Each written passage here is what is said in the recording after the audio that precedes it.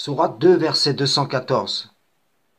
Pensez-vous entrer au paradis alors que vous n'avez pas encore subi des épreuves semblables à celles que subirent ceux qui vécurent avant vous? Misère et maladie les avaient touchés. Et ils furent secoués jusqu'à ce que le messager et avec lui ceux qui avaient cru se fussent écriés: Quand viendra le secours d'Allah? Quoi? Le secours d'Allah est sûrement proche. On m'a dit: pourquoi Allah laisse prospérer les infidèles? Pourquoi se glorifient-ils de leur méchanceté? Pourquoi réussissent-ils dans le mal?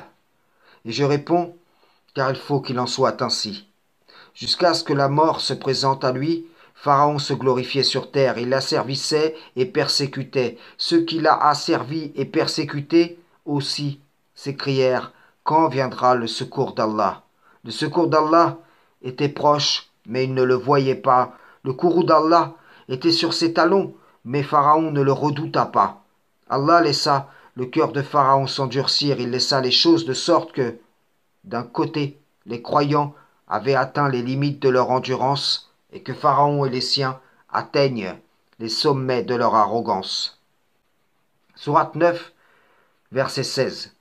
Pensez-vous que vous serez délaissés, cependant qu'Allah n'a pas encore distingué ceux d'entre vous qui ont lutté et n'ont pas cherché des alliés en dehors d'Allah, de son messager et des croyants, et Allah est parfaitement connaisseur de ce que vous faites. Sourate 8, versets 36 à 37. Ceux qui ne croient pas dépensent leurs biens pour éloigner les gens du sentier d'Allah. Or, après avoir dépensé, ils seront pour eux un sujet de regret, puis ils seront vaincus, et tous ceux qui ne croient pas seront rassemblés vers l'enfer, afin qu'Allah distingue le mauvais du bon, et qu'il place les mauvais les uns sur les autres pour en faire un amoncellement qu'il jettera dans l'enfer. Ceux-là sont les perdants. Pharaon et les siens étaient déjà perdants, pourtant ils ont espéré tout au long sortir victorieux. Les richesses qu'ils possédaient, ils les dépensèrent pour détourner les gens du sentier d'Allah. Ils dépensèrent donc dans le sentier du Tarout.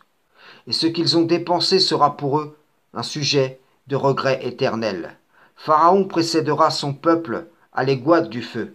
Il y a dans ce récit une parabole de la vie, car on pourrait comparer ceux qui dirent à Moïse: nous allons être atteints, mais qui traversèrent la mer à sec, à ceux qui endurent les maux de la vie ici-bas, mais qui en seront consolés auprès d'Allah dans l'au-delà.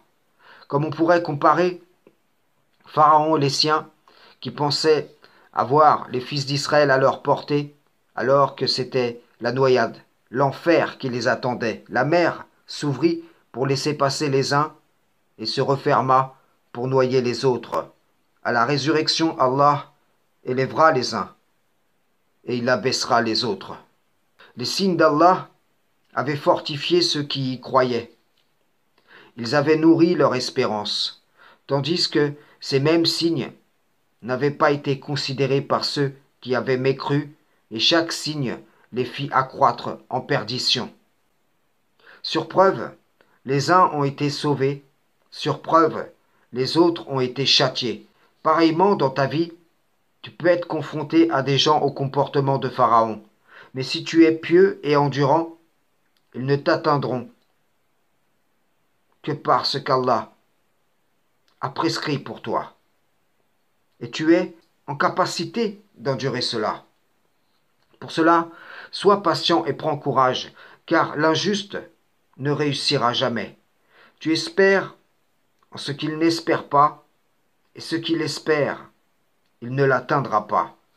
Tu regarderas et tu ne le verras plus, car il en sera fini de cette courte jouissance qui lui fut accordée ici-bas, de sorte qu'il accroisse en péché et rende péniblement l'âme en état de mécréance. Accepte qu'Allah éprouve ton cœur à la piété. C'est un processus nécessaire pour que tu évolues. Et ne t'attriste pas de ceux qui se jettent rapidement dans la mécréance, ceux qui sont livrés à Satan et deviennent soumis à lui. Pharaon reprocha à Moïse la faute commise dans l'ignorance pour couvrir l'asservissement d'un peuple tout entier, pour se sentir légitime de repousser l'appel d'Allah. Et il essaya de se faire passer pour le juste dans cette affaire. Ainsi, il étourdit son peuple, car ils étaient des gens pervers, mais pas les croyants, auxquels Allah accorda une vision claire. Frères et sœurs en islam, salam, shalom.